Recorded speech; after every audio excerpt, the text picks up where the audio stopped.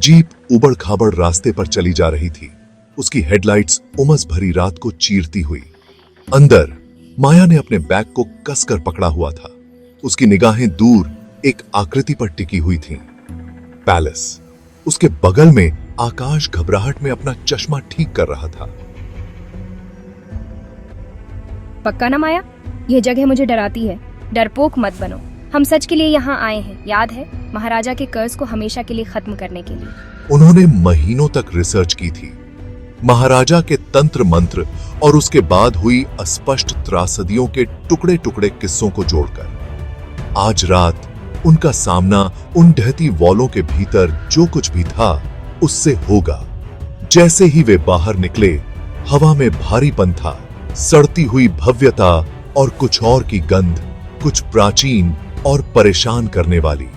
महल उनके सामने था, भूली हुई शक्ति का एक कंकाल मॉन्यूमेंट। टूटी खिड़की से चमगादड़ों का एक झुंड निकला, उनकी परछाई चांद की टिमटिमाती रोशनी में नाच रही थी। एक गहरी सांस लेते हुए माया ने चरमराते दरवाजों को धक्का दिया। उनके सामने प्रवेश द्वार था जो अंधेरे और धूल में डूबा हुआ था। छत में बने छेदों से चांदनी अंदर आ रही थी, फीके टेपेस्ट्री को रोशन कर रही थी जो भूत या कफन की तरह लटके हुए थे। सन्नाटा था जो बिडिम की आई बे।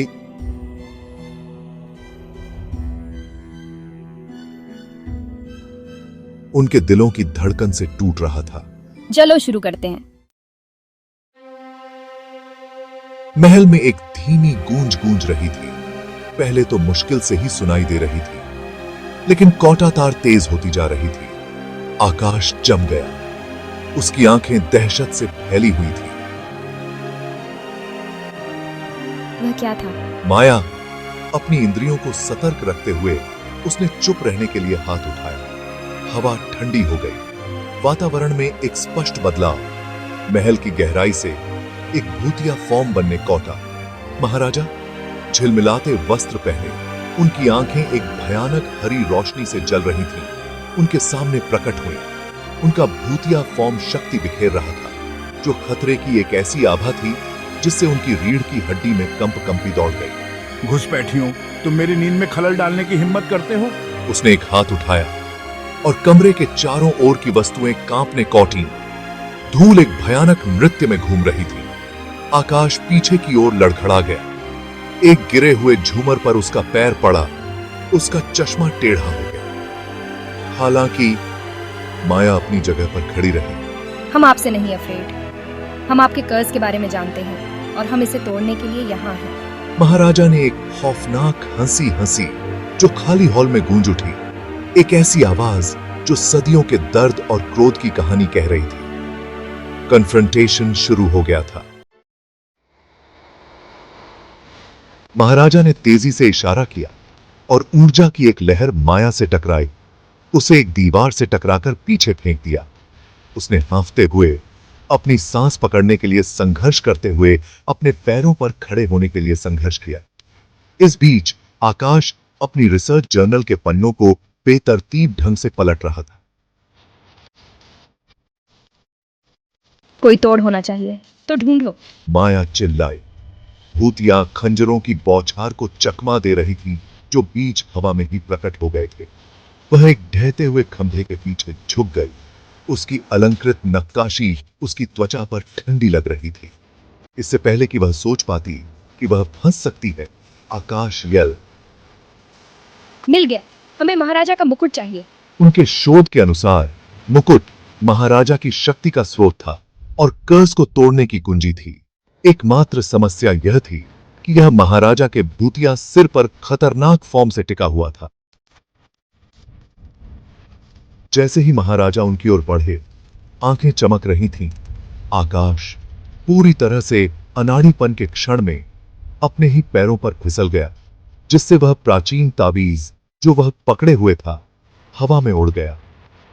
ताबीज जो बुरी आत्माओं को दूर भगाने के लिए था, महाराजा की छाती से टकराकर माया के पैरों पर जा गिरा। बहुत बढ़िया आकाश। उसने ताबीज उठाते हुए फुसफुसाते हुए कहा। जैसे ही महाराजा ने एक और हमले के लिए अपने हाथ उठाए। तुम्हें कौता है कि तुम मुझे हरा सकते हो छोटे बच्चों? महाराजा दहाड़ा। उसकी आवाज महल की फाउंडेशंस को हिला रही थी। मैं इस जगह से बंधा हुआ हूं। मेरी शक्ति असीम है। हवा में ऊर्जा चटक रही थी और वॉलों पर कॉटेड टेपेस्ट्री में आग लग गई। ऐसा लग रहा था जैसे महल विरोध में कराह रहा हो। छत से धूल गिर रही थी क्योंकि वॉलों पर दरारें मकड़ी के टंगले की तरह फैल रही थीं। माया को पता था कि उनके पास समय कम है। महल ट्रूथमुच उनके आसपास ढह रहा था। उसे एक योजना की जरूरत थी और वह भी जल्दी। आकाश, ध्यान भटकाओ! उसने चिल्लाया। उसकी आवाज ढहती इमारत की गर्जना में कौट भग खो गई थी। आकाश ने दहशत से अपनी आंखें चौड़ी करते हुए बुरी तरह सिर हिलाया। उसने फर्श से मुट्ठी भर पत्थर उठाए और महाराजा पर यह चिल्लाते हुए फेंके, अरे इधर, तुम शानदार भूतिया रोशनी! महाराजा पल भर के लिए विचलित होकर आकाश पर अपना क्रोध प्रकट करने कौटा। बहुत बड़ी मिस्टेक। जैसे ही महाराजा ने भूतिया आग की एक लहर छोड़ी, माया ने अपना मौका देखा। वह उसकी ओर दौड़ी। गिरी हुई बीम पर से छलांग कौटाते हुए उसकी निगाहें मुकुट पर टिकी हुई थीं। भूतिया आग की गर्मी से उसके बाल जल गए, लेकिन वह हिचकिचाई नहीं। यही उनका एकमात्र मौका था। गति के एक अंतिम विस्फोट के साथ माया ने खुद को महाराजा पर फेंक दिया। उसकी उंगलियां फैली हुई थीं। एक पल के लिए समय रुक गया। वह महाराजा की आंखों में आश्चर्य देख सकती थी क्योंकि वह उससे टकरा गई थी। उसकी गति उन्हें दोनों को ढहती हुई हैरकनी के किनारे तक ले गए। वे हवा में लुढ़क गए, अंगों और भूतिया ऊर्जा का एक टैंगल। माया महाराजा से चिपकी हुई थी। उसकी उंगलियां मुकुट के लिए बेताब थीं। उनके नीचे जमीन उनसे मिलने के लिए दौड़ी। आकाश दरवाजे से डरावनी निगाहों से देख रहा था। उसका दिल उसकी छाती में तेजी से धड़क रहा था।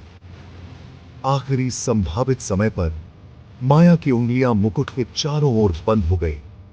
उसने उसे मुक्त कर दिया। एक विजयी चीख उसके होठों से निकल गई क्योंकि वे नीचे नरम धरती पर गिर पड़े। दुनिया घूम गई। रंगों और संवेदनाओं का एक चक्करदार कलाइडोस्कोप। फिर सब कुछ काला हो गया।